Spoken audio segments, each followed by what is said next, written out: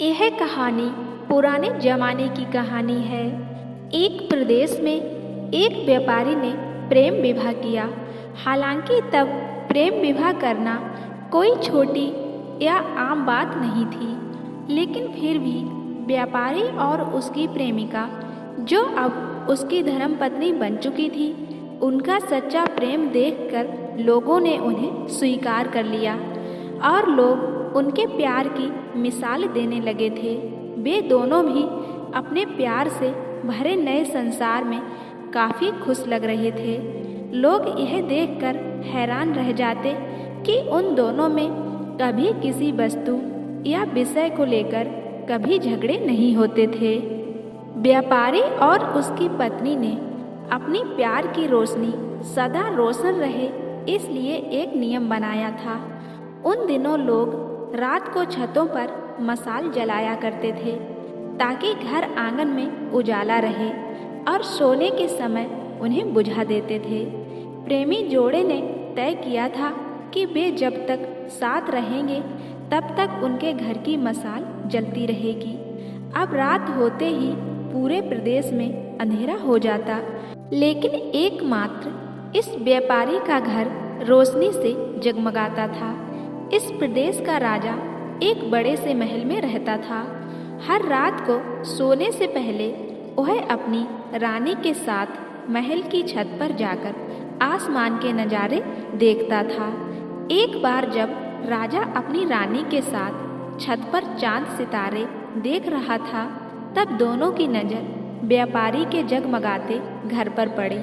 राजा और रानी दोनों ही उसके बारे में चर्चा करने लगे। राजा ने कहा, इस प्रेमी जोड़े में पति समझदार है, इसलिए उनका साथ अच्छे से चल रहा है। रानी राजा से सहमत नहीं थी। रानी का कहना था, जरूर पत्नी ही ज़्यादा समझदार होगी और वह पति के और उसके घर वालों के गलतियों को नज़रअंदाज कर देती होगी। इसके बिना उनके परिवार का इतने अच्छे से चलना संभव नहीं है।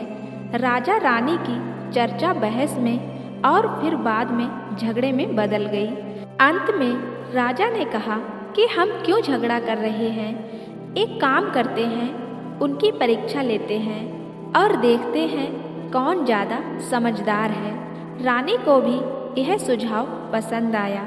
राजा ने उनकी परीक्षा लेने के लिए एक योजना रानी को बताई। अगले दिन ही योजना के मुताबिक रानी ने व्यापारी के घर एक स्त्री को भेजा। वह स्त्री व्यापारी के पास गई और उससे बोली, मैं तुम्हारे लिए रानी का एक संदेश लेकर आई हूँ। वो स्त्री संकोच करते हुए व्यापारी से बोली कि रानी तुमको बहुत पसंद करती है। अगर तुम अपनी पत्नी को छोड़ दो या उसकी हत्या कर दो तो रानी तुमसे शादी करने के लिए तैयार है। महिला की बात सुनकर व्यापारी को गुस्सा आ गया, लेकिन उसने अपने गुस्से पर काबू रखते हुए उस महिला से कहा कि ऐसी 1000 रानियां भी आ जाएंगी, तब भी मैं अपनी पत्नी को धोखा नहीं देने वाला। तुम मेरी तरफ से रानी से माफ़ी मांग लेना और कहना ऐसा प्रस्ताव दोबारा ना भेजें। उस स्त्री ने व्यापारी ने जो भी कहा था वह बात राजा और रानी को जाकर बता दी। व्यापारी का ऐसा जवाब सुनकर राजा खुश हो गया, क्योंकि राजा जैसा सोचता था व्यापारी उतना ही समझदार निकला। अब व्यापारी की पत्नी की परीक्षा की बारी थी। राजा ने एक आदमी को उसके पास भेजा। आदमी ने व्यापारी की पत्नी से कहा, राजा को तुम पसंद आ गई हो। राजा ने कहा है, अगर तुम अपने पति को छोड़ देती हो तो वह तुम्हें अपनी रानी बना लेंगे। आदमी की बातें सुनकर पहले तो व्यापारी की पत्नी कुछ भी नहीं बोली। जब आदमी वहाँ से जाने लगा तब पीछे से व्यापारी की पत्नी ने कहा कि आज रात को जब मशाल बुझ जाएगी तो समझ लेना कि मैंने अपने पति को छोड़ दिया है। राजा के आदमी ने इस घटना का वर्णन राजा और रानी के सामने जाकर कह दिया। राजा को व्यापारी की पत्नी पर काफ़ी गुस्सा आया।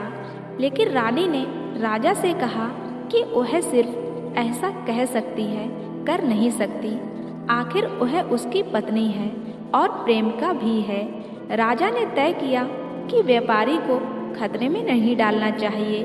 इसलिए राजा ने अपने कुछ सिपाहियों को आदेश देकर उसके घर के पास खड़ा रहने के लिए कह दिया। राजा ने उनको समझाया कि जैसे ही व्यापारी के घर की मशाल बुझे तो तुरंत उसके घर में घुस जाना और व्यापारी को बचा लेना। रात होते ही राजा और रानी अपने महल की छत पर आकर व्यापारी के घर की तरफ देखने लगे। आधी रात हो गई लेकिन कुछ भी नहीं हुआ। रानी और राजा से कहने लगी कि देखा, मैं कहती थी ना कि वो सिर्फ कह सकती है, ऐसा कर नहीं सकती। रानी ने यह शब्द कहे ही थे कि राजा ने देखा कि व्यापारी के घर की मशाल बुझ चुकी थी। राजा को व्यापारी की चिंता होने लगी। थोड़ी देर बाद राजा के वह सिपाही जो व्यापारी की सुरक्षा के लिए वहां खड़े थे, राजा के पास आए और उन्होंने राजा को व्यापारी की मौत की खबर सुनाई। राजा ने कहा, तुम्हारे होते हुए व्यापारी कैसे मर सकता है? सिपाहियों ने कहा कि उसकी पत्नी ने दिन में ही जहर दे दिया था और रात को पति के मरने के बाद उसने घर की मशाल बुझाई, इसलिए हम कुछ भी नहीं कर पाए। राजा को इस घटना से ना सिर्फ व्यापारी की पत्नी से बल्कि औरत जात से ही नफरत हो गई। व्यापारी की पत्नी की बेवफाई के विचार उसे पूरी रात आते रहे। राजा उस रात को एक भी मिनट सो नहीं पाया। राजा को इस बात का काफ़ी पश्चाताप हुआ कि उसकी वजह से व्यापारी को अपनी जान गंवानी पड़ी।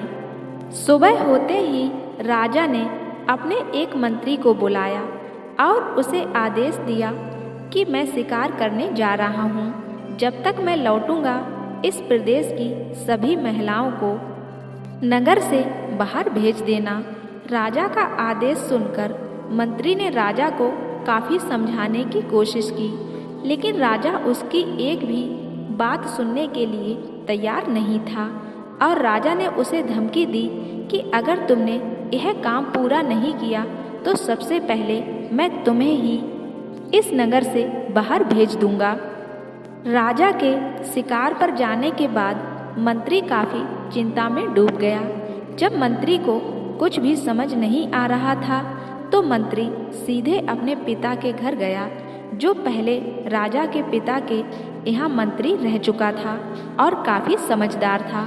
मंत्री अपने पिता को सारी बात बताई। बेटे की बात सुनने के बाद उसके पिता ने उसे कहा कि सबसे पहले तुम कहीं पर छुप जाओ, क्योंकि राजा जब लौटेगा और देखेगा कि तुमने उसका हुक्म नहीं माना है तो वह तुम्हें सजा देगा। मैं देखता हूँ किसी तरह राजा को समझाता हूँ। रात को जब राजा लौटा और उसने देखा कि उसके प्रदेश में सभी महिलाएं पहले की तरह ही अपना काम कर रही हैं, इधर उधर घूम रही हैं, तो उसे मंत्री पर बहुत गुस्सा आया। हर जगह तलाश करने के बाद जब मंत्री नहीं मिला तो राजा सीधे मंत्री के पिता के घर जा पहुंचा। राजा ने मंत्री के पिता से मंत्री के बारे में पूछा।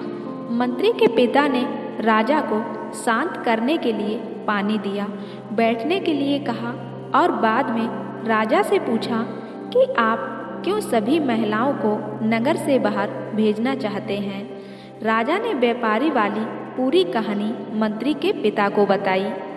मंत्री के पिता ने राजा से कहा कि आपने जो फैसला लिया है मैं उसे सही या गलत नहीं बता रहा हूँ, लेकिन मैं जो एक छोटी सी कहानी जो मैं जब मंत्री था तब मेरे साथ घटित हुई है वह मैं आपको सुनाता हूँ। उसे सुनने के बाद आप जो फैसला करेंगे वह हम सब मान लेंगे। मंत्री के पिता ने कहा, एक दिन मैं जंगल से गुजर रहा था। अचानक एक नकाबपोश घोड़े पर सवार होकर आया और मुझे बंदी बनाकर घसीटते हुए कब्रिस्तान ले गया। वह मुझे एक कब्र के पास लेकर आया। वहाँ पर पहले से एक कब्र खुदी हुई थी और एक आदमी उस कब्र में था। उस नकाबपोश ने मुझे उस कब्र में मिट्टी डालने के लिए कहा। जब मैंने कब्र को पूरी तरह से मिट्टी से ढक दिया तब उसने मुझे बाजू में एक और कब्र खोदने के लिए कहा। मुझे लगा यह दूसरी कब्र मेरे लिए ही खोदी जा रही है। कब्र पूरी तैयार होने के बाद उस नकाबपोश ने अपने चेहरे से नकाब हटाया तो मैं देखकर चौंक गया, क्योंकि वह एक बहुत ही सुंदर महिला थी। उसने मुझे कहा कि तुम डरो मत, यह कब्र तुम्हारे लिए नहीं है, बल्कि यह कब्र मेरे खुद के लिए है। अभी अभी जो तुमने इस आदमी को दफन किया है वह एक राजकुमार है, जिसने मुझे पाने के लिए मेरे पति की हत्या कर दी और मैंने बदला लेने के लिए उसे मार दिया। मैं अपने पति से बहुत ज़्यादा प्यार करती हूँ, इसलिए मैं इस जन्म में जिंदा नहीं रहना चाहती और उनके कब्र के बाजू में मरकर दफन होना चाहती हूँ, ताकि अगले जन्म में फिर से उनका साथ मिल सके। इतना कहकर उस महिला ने अपनी हत्या कर ली और उस कब्र में गिर पड़ी। मेरे पास कोई दूसरा उपाय नहीं था, क्योंकि मुझे पता चल चुका था कि वह मुझे सिर्फ अपने आप को कब्र में दफन करने के लिए वहाँ तक लेकर गई थी। तो मैंने उसे दफन कर दिया और अपने घर वापस लौट आया। महाराज, आपने जिस घटना को देखा है उसमें एक महिला ने धोखेबाजी की है, लेकिन मैंने जो कहानी सुनाई है, मैंने जिस घटना को अनुभव किया है, उसमें एक महिला ने अपने पति के प्यार में अपनी जान दे दी। अब आप ही बताइए महाराज, अगर एक महिला बेवफा निकली तो क्या सभी महिलाएं बेवफा होंगी? एक महिला के किए की सजा सभी महिलाओं को क्यों देना उचित होगा?